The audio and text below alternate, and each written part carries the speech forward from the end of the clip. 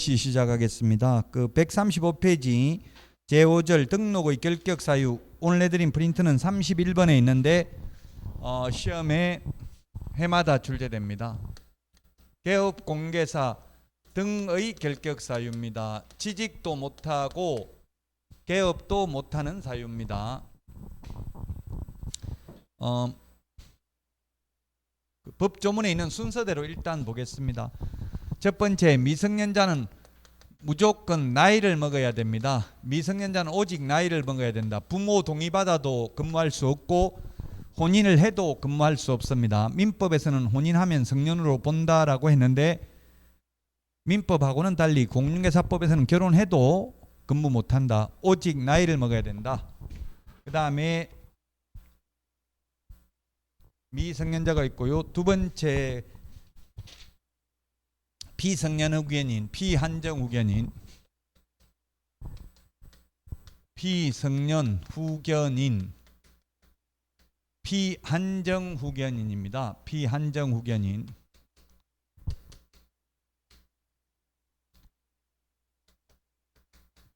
옛날에는 이게 2014년에 바뀐 것 같은데요. 그전에는 금치산자, 한정치산자였습니다. 옛날에는 금치산자. 민법에서, 이게 민법에 있는 거죠. 민법 9조부터 15조. 금치산자, 옛날에는 한정치산자 이렇게 불렀습니다. 오히려 국어적으로 이해되는 거는 이게 금치산자, 한정치산자가 이해가 더 잘 되는 것 같아요. 금치산자는 재산을 관리하는 걸 금지하는 자, 한정치산자는 한정적으로 재산을 관리하는 걸 금지하는 자 이 뜻이고요. 비성년 후견인은 한자로 보면은 비성년 후견인, 비성년 후견인인데 후견인이라는 것은 뭐냐면 뒤후자 바라볼 견자 사람인자, 뒤에서 바라보는 사람, 직역을 하면 의역을 하면 뒤에서 보살펴 주는 사람을 우리는 후견인이라고 합니다. 성년으로서 뒤에서 보살펴 주는 사람을 성년 후견인, 피는 성년으로서 보살핌을 받아야 되는 사람을 피성년 후견인이라고 합니다. 민법에 피담보채권 피라는 말 많이 나옵니다. 피부양자, 우리 피부양자, 피상속인이면 누굽니까? 죽은 사람, 상속해 주는 사람, 상속받는 사람, 살아있는 자식, 누가 피상속인입니까? 피 흘리는 사람, 피 흘리고 죽은 사람, 피상속인, 죽은 사람이 피상속인이고요. 상속인이 상속받은 사람입니다. 민법은 지금 개정이 계속되고 있는데 우리 시험 범위는 민법이 개정 안 되고요. 친족 상속법은 계속 개정되더라고요. 이제 앞으로 그 유류분이라는 게 있죠. 유류분. 죽어도 부모님이 그냥 좋은 자식, 자기가 원하는 자식한테 전부 다 상속해 준다 하더라도 자식은 자기 상속분의 2분의 1까지는 유류분으로 청구할 수 있죠.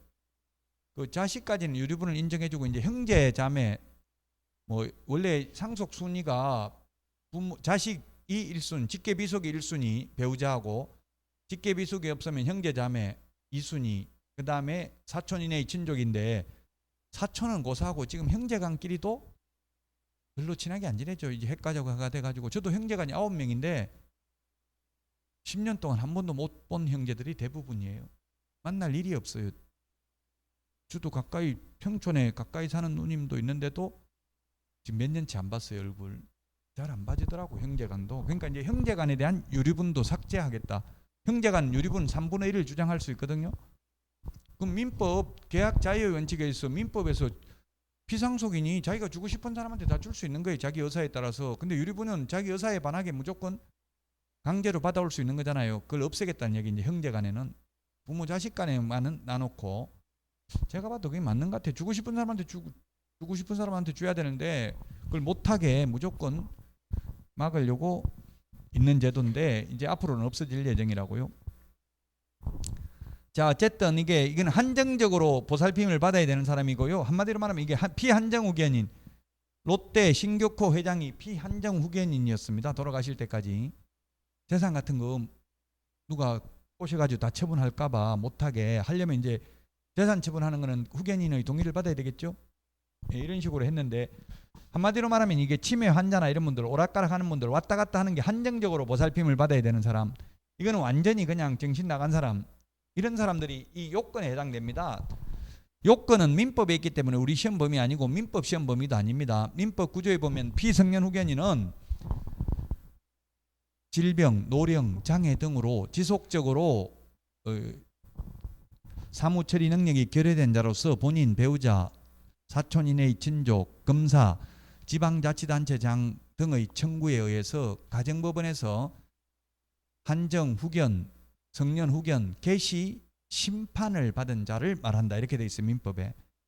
다 몰라도 되고 우리 시험에는 어떻게 나오냐면 피성년 후견인, 피한정 후견인, 정신이 오락가락한다고 해서 치매 환자라고 해서 무조건 결격 사유가 아니라 가정법원으로부터 성년 후견, 개시, 심판을 받아야 결격 사유고요. 또 여기에서 벗어나려면 종료 심판을 받아야 벗어납니다. 종료 심판. 그래서 시험에 출제됐던 것은 정신과 의사로부터 정상인이라는 소견서를 첨부하면 결격 사유에서 벗어난다. X입니다. 소견서 가지고는 안 되고요.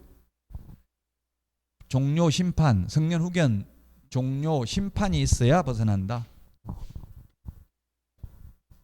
그 다음에 파산 선고 받은 자입니다. 파산 선고. 파산 선고 받으면 빚잔치를 한 거죠. 빚잔치. 빚잔치를 했으면 빚 다 갚으면 벗어난다. X입니다. 법원의 복권 결정이 있어야 됩니다. 피성년 후견인은 법원의 종료 심판이 있어야 되고요.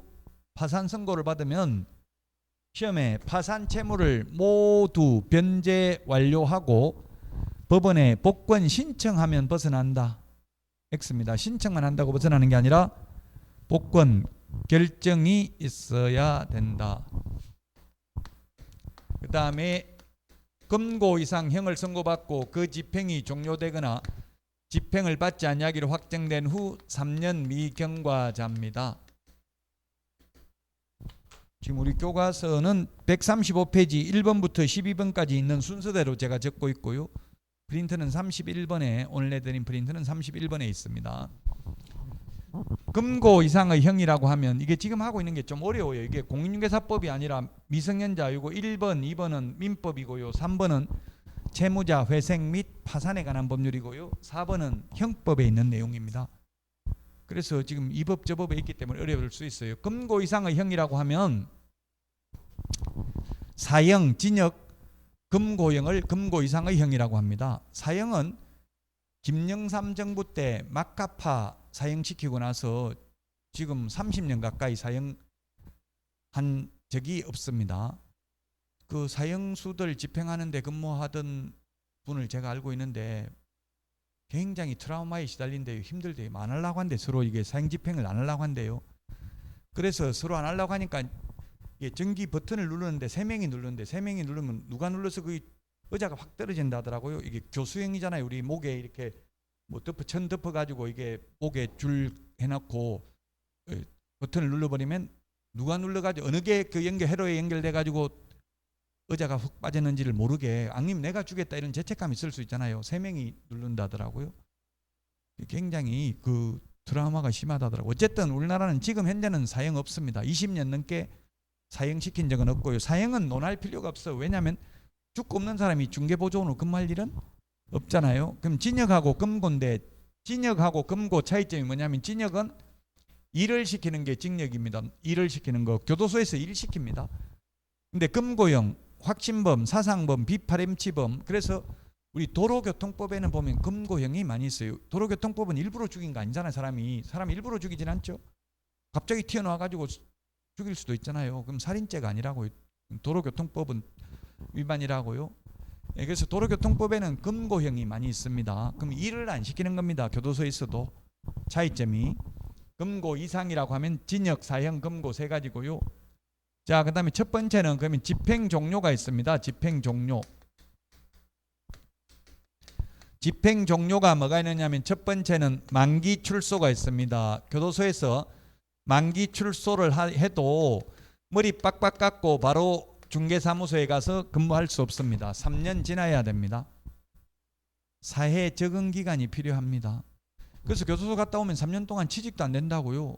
그러다 보니까 뉴스에 보면은 교도소에는 밥을 공짜로 주는데 나와가지고 어디 취직할 때도 없고 하니까 다시 어디 편의점 가가지고 훔쳐가지고 자수합니다. 나 훔쳤다.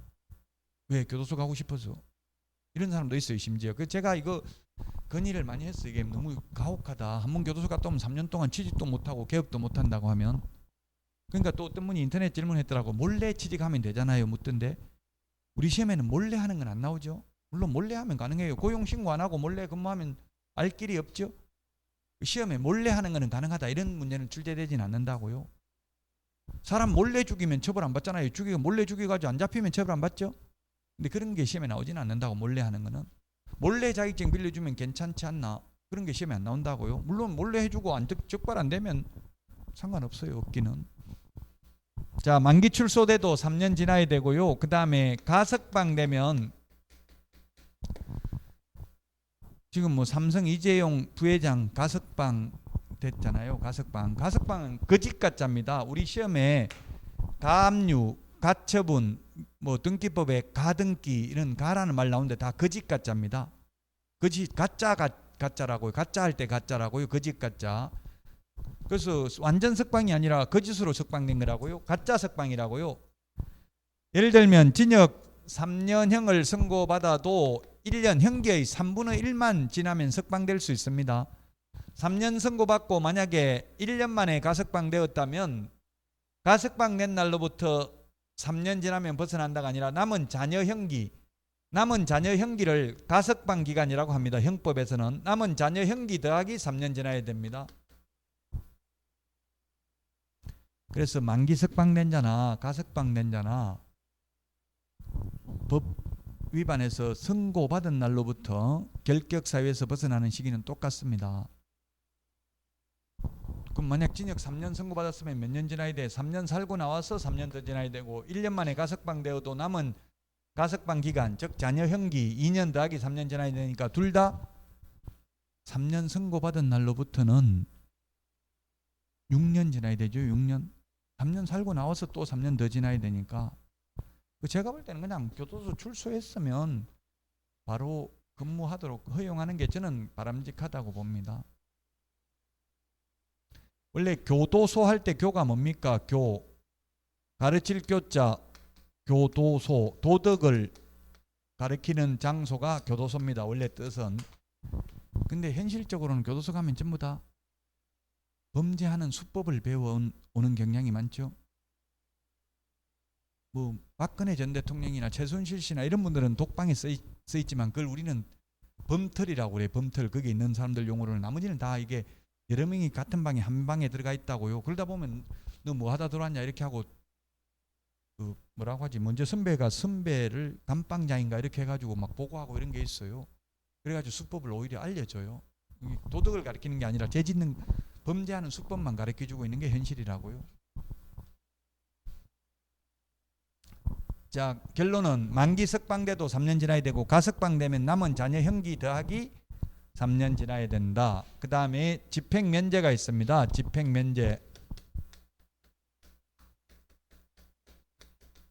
집행면제가 있는데, 집행면제는 첫 번째 특별사면,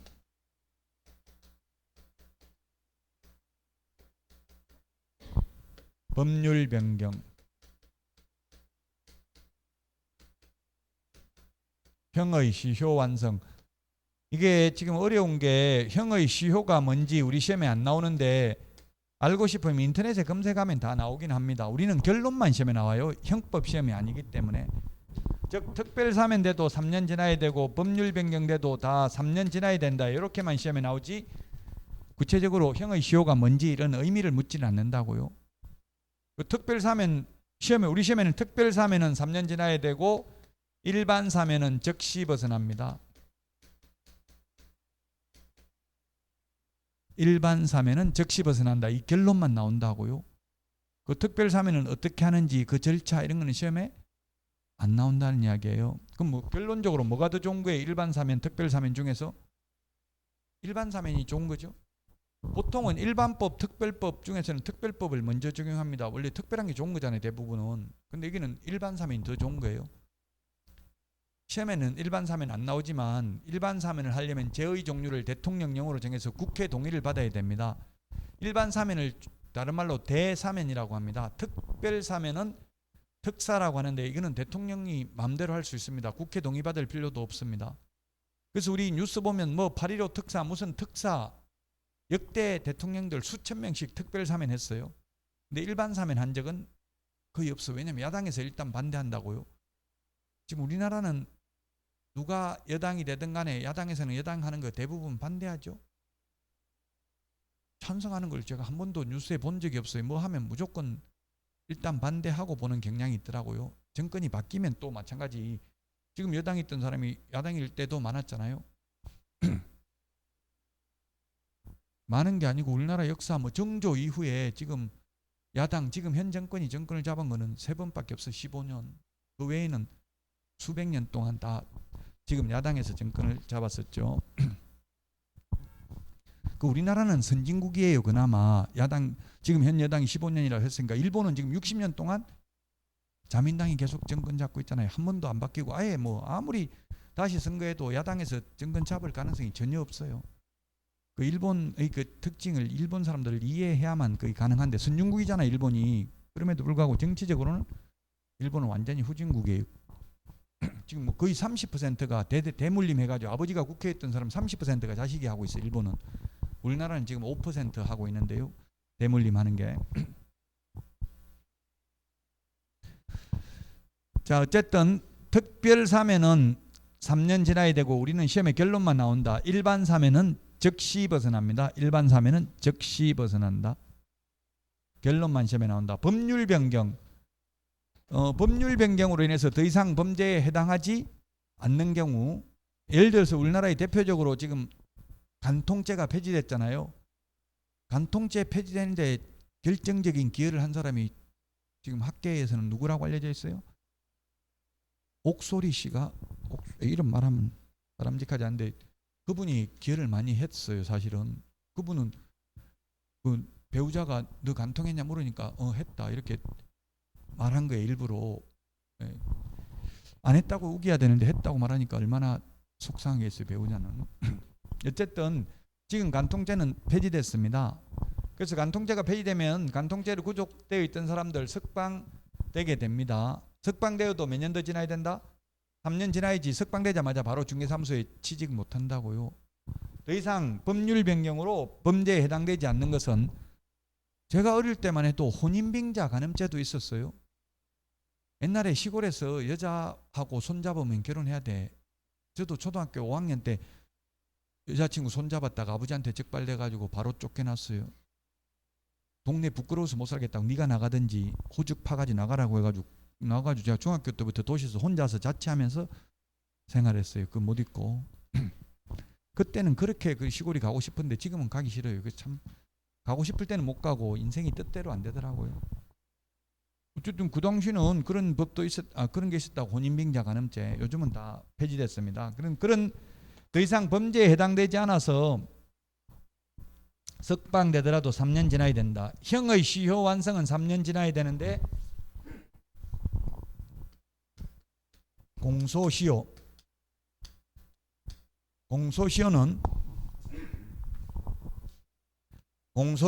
결격 사유에 해당되지 않습니다.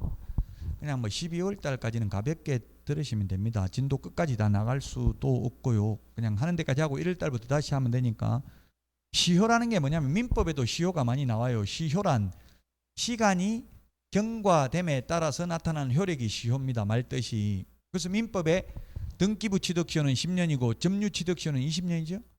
여러분들이 공부를 하면 일단은 내 재산이 잘 있는지 이거부터 검토를 해봐야 돼. 일단 시골에 만약에 부모님 재산 어디 시골에 있으면 제가 수없이 재산 뺏기는 걸 많이 봤거든요. 제가 아는 서울서 지금 돈 많이 벌었다. 시골 가면 맨날 돼지 잡고 맨날 한 번씩 가면은 시골 가면 그리고 그 논밭 전부 다 시골 사람들한테 그냥 공짜로 농사 짓게 했어요. 딱 20년 지나니까 마을 시골 사람들 지금 단체로 다 소송한 거예요. 점유 취득 시효에 의한 소유권 이전 등기 청구 소송 재개가 다 패소했어요. 그 사람은 증거 아무것도 없고 시골 사람들은 자기들끼리 다 서로 정인돼 준 거예요. 그냥 공짜로 지었다. 그래가지고 다 소유권 뺏겠다고요. 물론 20년 지나면 자동으로 소유권이 넘어가는 게 아니라 물론 주인한테 점유 취득 시효에 의한 소유권 이전 등기 청구하면 서류 떼주면 하면 되는데 떼주겠어요? 안 떼주겠어요? 안 떼주겠죠. 현실적으로. 그럼 무조건 소송해야 돼. 현실적으로는. 소송해가지고 판결문 받아가지고 등기하면 된다고요. 그래서 여러분들 혹시 그 부모님이나 뭐 조상 땅 찾기 이런 것처럼 재산이 지금 돈도 안 받고 남한테 맡겨놨다가 점유취득시효에 의해서 소유권 뺏길 수도 있으니까 제대로 있는지 한번 살펴보시라고요. 그게 점유취득시효고요. 등기부취득시효. 등기부취득시효도 저도 형제간이 9명인데 형님 앞으로 아버지 논밭, 산 이런 걸 다 등기를 해드렸어요. 그래서 저는 속으로 어떤 생각을 했냐면은 어머니 살아 계시는데 형님하고 또 소송하고 또 달라고 소송하고 이러면 어머니 가슴 아플 것 같아서 제가 어머니를 20년 넘게 모셨는데 어머니 돌아가시면 소송을 해볼까 10년 안에 이렇게 했더니 어머니가 20년 넘게 사셨어. 혼자 아버지 돌아가시고. 그러니까 이미 이제 등기부 취득시효도 다 끝났고 점유취득시효도 다 끝났으니까 지금 형님한테 말해봐야 아무 소용이 없기 때문에 아예 말하지도 않아요.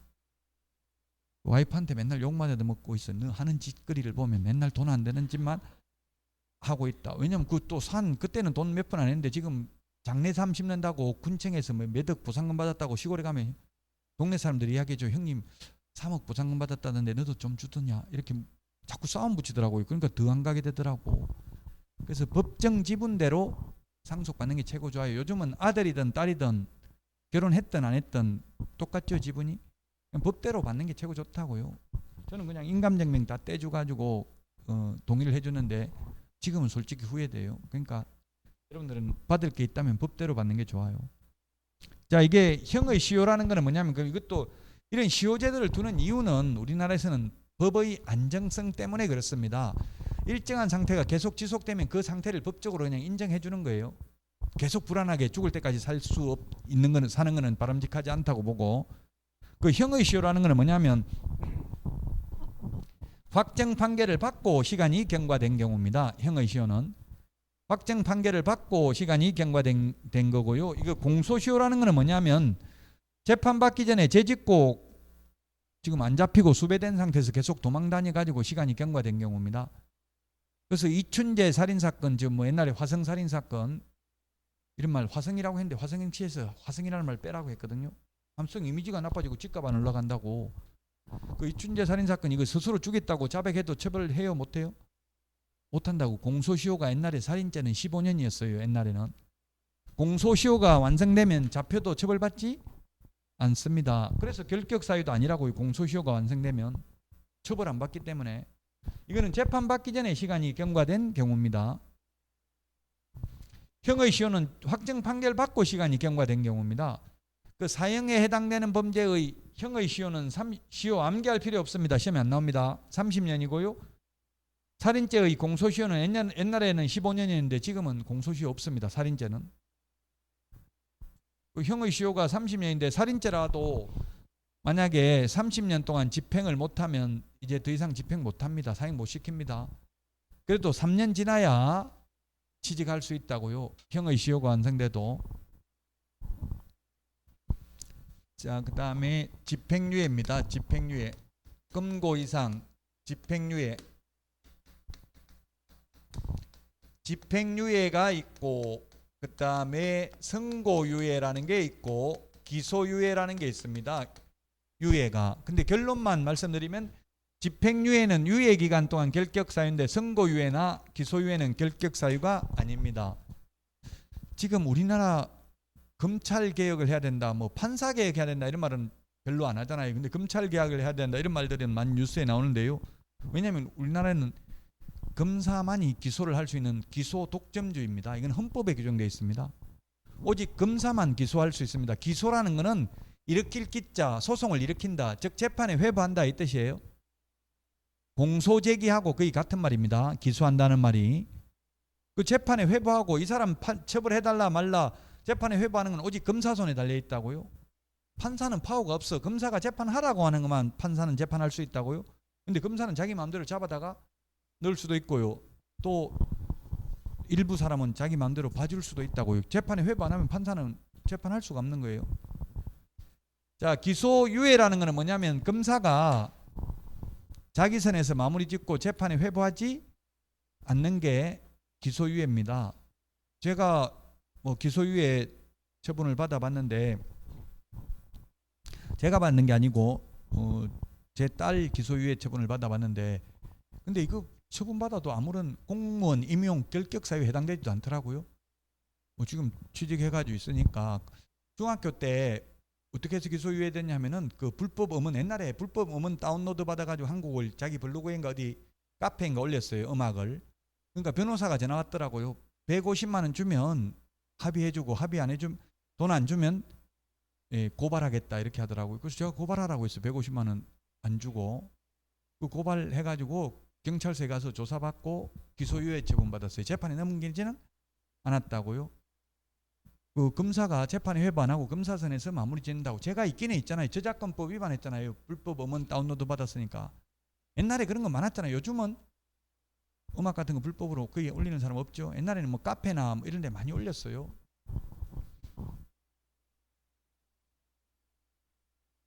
자, 기소유예는 결격 사유 아니다. 재판에 회부 안 하고 검사선에서 마무리 짓는 거고, 이거는 선고유예는 재판에 회부는 했는데 판사가 선고를 유예하는 경우입니다. 선고유예는 1년 이하의 징역이나 금고형에 해당되는 자로서 자격정지 이상의 전과가 없는 초범인 경우 검사가 아니라 판사가 선고를 유예할 수 있습니다. 형법 60조에 보면 선고유예하면 2년이 지나면 면소된 것으로 본다 이렇게 돼 있는데요. 2년만 지나면 소송을 제기 안 한 거나 마찬가지라는 이야기인데, 어쨌든 결격 사유 아니다. 가벼운 죄입니다. 가벼운 죄. 옛날에 국회의원이 동아일보 여기자 성추행한 혐의로 선고유예된 적이 있었어요. 재판에 회부했는데 그 국회의원이 이 기자한테 딸을 보내가지고 아버지가 진심으로 미안하다고 해서 내가 왔다, 아버지가 오면 또 안 만날 것 같아서 왔다 이러니까 그 기자가 나도 인간적으로는 용서했다 이렇게 했어요. 그걸 녹음해가지고 재판부에 제출했어요. 나는 인간적으로 용서했다 이 말을. 그러니까 판사가 인간적으로 용서했다 하면 법적으로도 용서한 것으로 추정할 수 있다. 그러므로 그 선고를 유예한다 이렇게 했어요. 그래서 어쨌든 결론은 선고 유예돼도 결격 사유 아니다. 집행유예는 3년 이하의 징역이나 금고형에 해당되는 자로서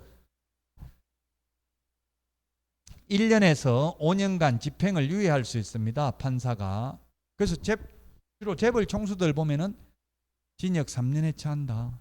그러나 깊이 뉘우치고 있고 그동안 국가 경제 발전에 이바지한 점을 감안하여 그 집행을 5년간 유예한다 이렇게 많이 했었습니다.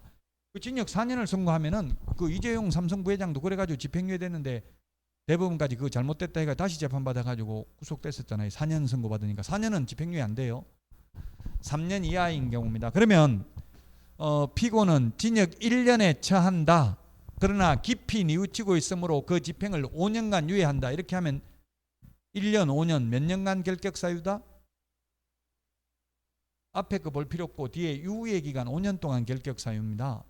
유예기간만 죄 안 짓고 넘어가면 이거 없어지는 거고요. 유예기간 안에 또 1년짜리 죄 지으면 옛날에 받았던 거 새로 지은 죄 같이 살아야 됩니다. 자, 어쨌든 집행유예는 유예기간 동안 결격 사유로 하고요. 유예기간 동안은 취직도 안 되고 개업도 안 된다고요. 자, 그 다음에 자격 취소되고 3년 미경과자입니다. 자격 취소되고 3년 미경과자. 자격 취소되고 3년 미경과자 요거는 3년 동안 취직도 안 되고 개업도 안 됩니다. 요거는 3년 동안 취직도 안 되고 개업도 안 된다. 요거 빼고 나머지는 다 취직도 안 되고 개업도 안 되는 게 아니라 물론 안 되고요. 자격 취득도 안 됩니다. 요거는. 요거 빼고 나머지는 시험은 볼 수 있죠. 시험 봐가지고 자격은 취득할 수 있는데 요거는 자격증을 취득할 수도 없다고요. 자격 취소되고 3년 미경과자는. 가장 강력한 행정처분이 그래서 자격 취소입니다. 지금 우리나라에 공인중개사가 약 50만 명 정도가 있는데 이 중에서 1년에 자격 취소되는 인원이 통계를 보면 10명 정도로 나와 있고요. 그 10명 자격 취소된 것도 보니까 주로 사망하고 없는 분을 자격 취소하더라고요. 왜냐하면 한 명도 없다고 하면 안 되니까 통계는 10명 정도, 자격 취소는 거의 안 됩니다. 자격 취소되면 3년 동안 시험도 못 보고 3년 동안 취직도 안 되고 개업도 안 된다. 그래서 가장 강력한 행정처분이다. 그 다음에 자격 정지 기간 중에 있는 자입니다. 자격 취소는 3년인데 자격 정지는 최대 6개월입니다. 최대 6개월. 자격 정지라는 표현은 소속 공인중개사에 대해서 씁니다. 직원들에 대해서.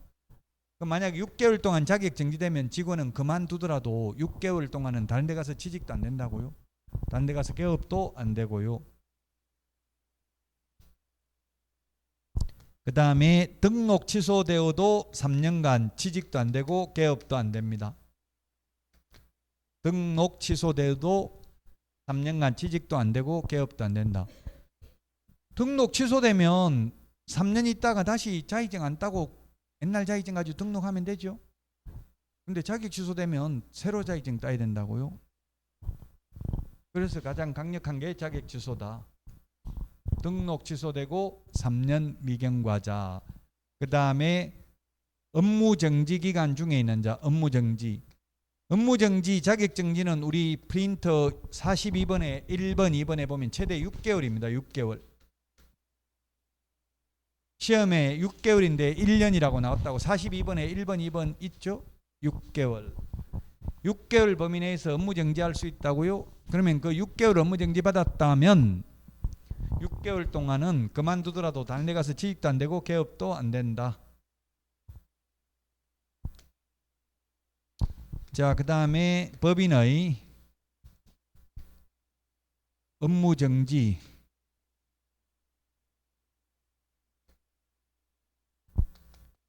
업무정지 사유 발생 당시. 사유 발생 당시입니다. 처분 당시가 아니라 사유 발생 당시 임원 또는 사원이 어떤 자. 사유 발생 당시입니다. 처분 당시가 아니라 업무정지 사유 발생 당시 법인의 임원 또는 사원이 어떤 자는 그 업무정지 기간 동안 다른 데 가서 취직도 안 되고 개업도 안 된다. 그 다음에 이 법에 의한 벌금. 이 법에 의한 벌금 300만 원. 300만 원 이상 선고받고 3년 미경과자입니다. 3년 미경과자. 이 법에 의한 벌금 300만 원 이상 선고받고 3년 미경과자. 이 법에 의한, 이 법이라고 하면 공인중개사법입니다. 지금 우리가 공인중개사법 하고 있기 때문에요. 300만 원 이상입니다. 옛날에는 이게 300만 원이 없었습니다. 금액이. 벌금은 5만 원 이상을 벌금이라고 하고 5만 원 미만을 과료라고 합니다. 근데 300만 원으로 제가 이거 건의해서 받겠는데요. 지금 공직선거법 위반하면 대통령, 국회의원, 도지사 벌금 100만 원 이상 받으면 공직선거법 위반으로 자격 박탈됩니다.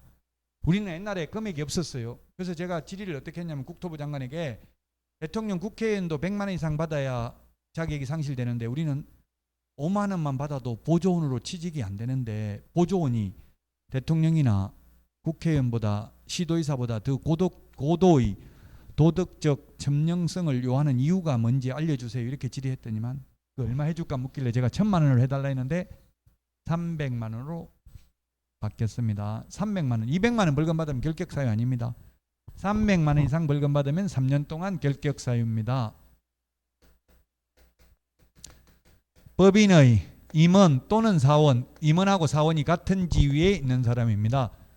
법인의 임원 또는 사원이 1호에서 11호 여기에 해당되면 그 법인은 결격사유에 해당됩니다. 단 임원 또는 사원이 결격사유에 해당됐다면 2개월 이내에 사유를 해소하면 등록 취소하지는 않습니다.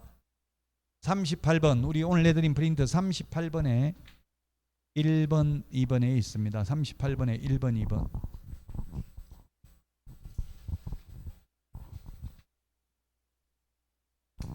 (38번에) 1번 2개월 이내 임원을 교체하면 된다고요? 그러면은 등록을 취소하지는 않습니다.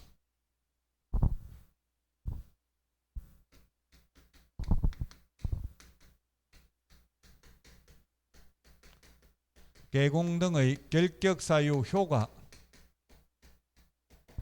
개공 등의 결격 사유 효과인데 이 결격 사유에 해당되면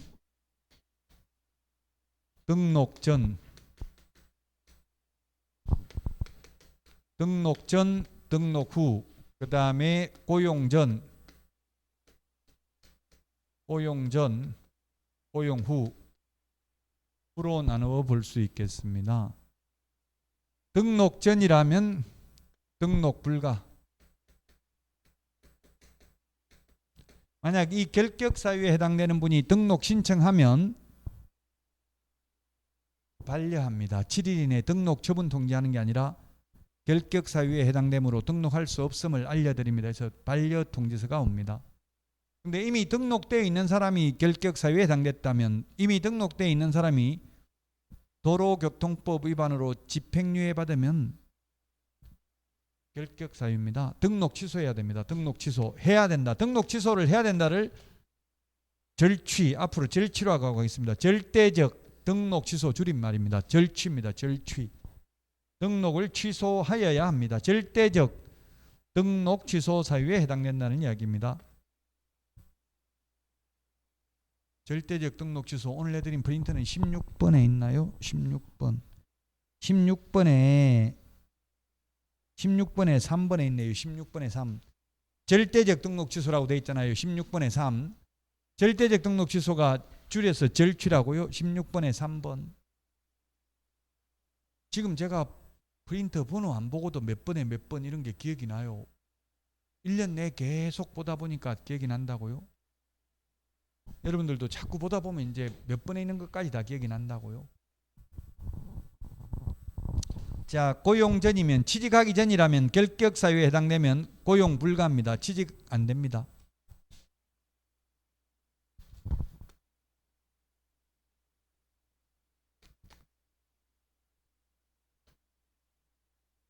몰래 취직하면 되잖아요. 이런 질문은 안 하셔도 된다고요. 그런 건 시험에 몰래 하는 건 시험에 안 나온다. 자, 근데 고용된 후에 결격 사유에 해당되면 해고 사유입니다. 해고 사유. 근데 해고라는 말을 법에서는 옛날에 해고라고 했는데 이 해고라는 거는 이거 불공정한 단어라고 보고 지금은 고용관계 종료 사유라고 되어 있습니다. 고용관계 종료. 쉽게 말하면 해고죠. 잘라야 된다고요. 근데 법에는 그런 말 안 쓰고 고용관계 종료라고 되어 있습니다. 고용관계 종료해야 된다. 안 하면 2개월 이내 고용관계를 종료하지 않는 경우 사유 해소 안 하면 해소를 안 하면 우리 프린터 42번에 동그라미 2번에 보니까 뭐라고 되어 있어요? 해소 안 하면 업무정지. 6월의 범위 내에서 사장이 업무정지 처분을 받습니다. 42번에 2번에 있습니까? 42번에 2번이 아니고 38번에 2번인 것 같네요. 38번에 2번에 있죠? 찾았어요? 38번에 2번. 없으면 없다고 하세요. 제가 42번 번호 잘못 말했는데도 가만히 있으니까 제가 번호를 헷갈릴 수 있으니까. 그리고 제가 태어난 곳이 경상도에서 태어나가지고 인터넷 뜨는 분이 그렇더라고. 나긋나긋하게 설명해주면 너무 좋겠다 이렇게 질문하신 분이 그 말씀하신 분이 있더라고요. 저도 나긋나긋하게 하고 싶어요. 근데 잘 안 되더라도 혹시 오해는 하지 말고 가슴은 따뜻하니까 좀 이해를 하시고요. 노력은 해보겠습니다. 나긋나긋하게 하도록.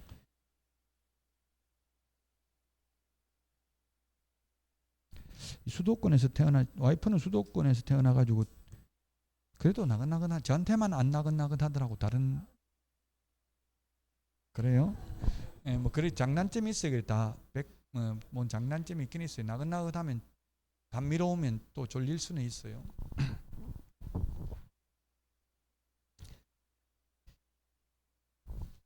자, 어쨌든 이 결격 사유에 해당되면 결론은 개업도 못하고 취직도 못한다. 그러나 원칙적으로 이 결격 사유에 해당되어도 자격은 취득할 수 있다. 근데 예외적으로 자격 취소되고 3년 미경과자는 시험도 못 본다.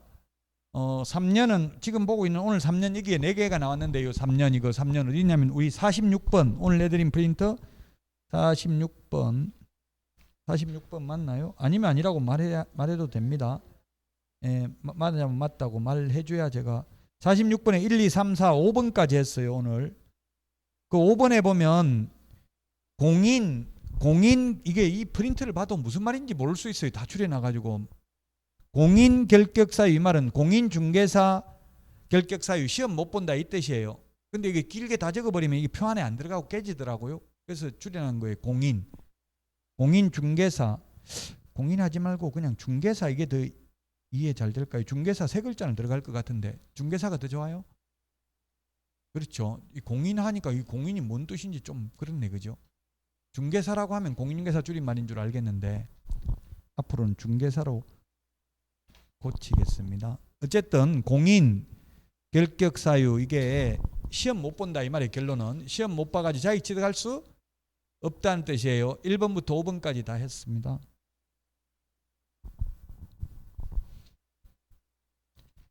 자, 취직도 안 되고 개업도 안 되는 결격사유에 대해서 봤고요. 여기에 해당되더라도 자격은 취득할 수 있고 자격 취득하고 나면 나중에 또 개업을 하면 되니까요.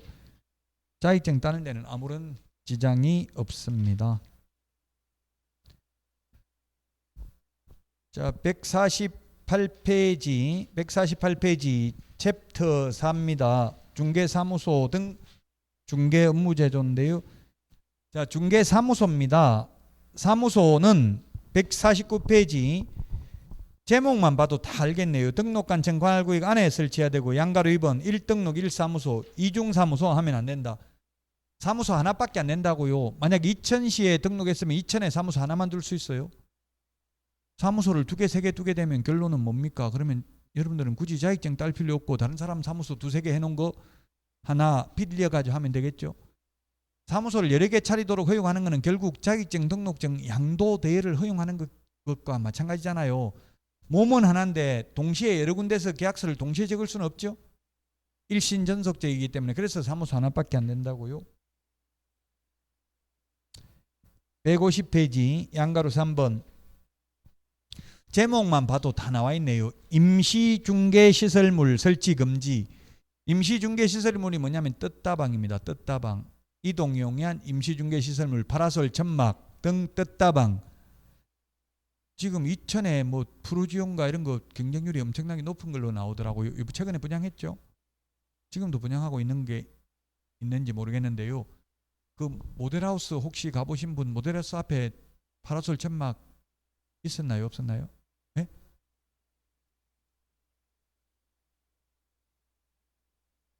인터넷으로만 했어요.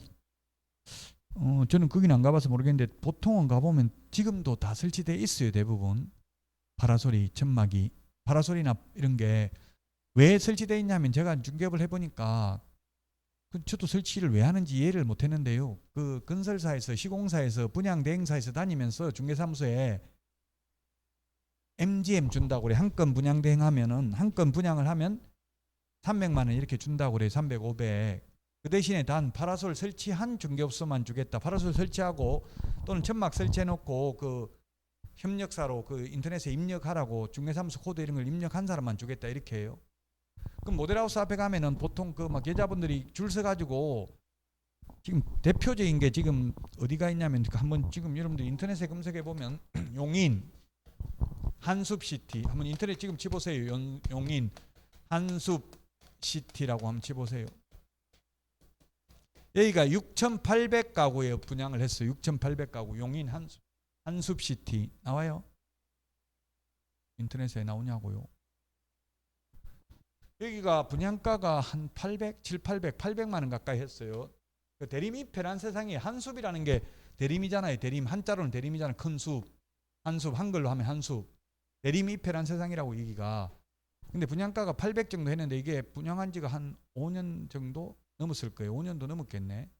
한 5년에서 7년, 5년 정도 되는데 이게 그때 800이면 엄청나게 비싼 거예요. 이게 어디냐면 용인 한숲시티가 완전히 용인 허벌판에 그 가보니까 논하고 산이더라고요. 논하고 산. 완전히 허벌판이 건물 하나도 없고 그렇다고 신도시도 아니에요. 이게 주변에 분양가 오산 이런 데 분양가 600만 원도 안 할 때 800만 원에 분양했어요. 800 가까이 7, 800. 여기는 그 악성 미분양해 가지고 입주할 때까지 미분양했어요. 반이 절반이. 아마 지금은 다 찼을 거예요. 그 여기 분양 대행하면 한 건에 500 준다 하더라고. MGM 500 준다고. 파라솔 엄청나게 천막 많이 설치돼 있었어 여기에. 그 뭐 사람 한 명만 데리고 와도 한 5만 원 줬어요. 계약 안 해도 그냥 데리고만 와도 한 명.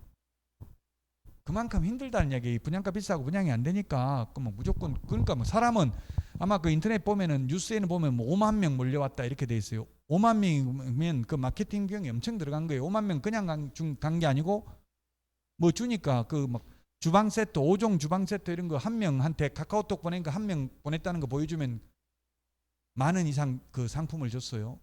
그 저도 한 100개 보내고 나서 한 100개 받아왔어요. 한번 가가 차에 가득 싣고 왔어요. 가가지고 그 정도로 홍보비를. 왜냐면 이게 홍보가 가만 놔둬도 분양될 것 같으면 굳이 이리 홍보할 필요 없겠죠.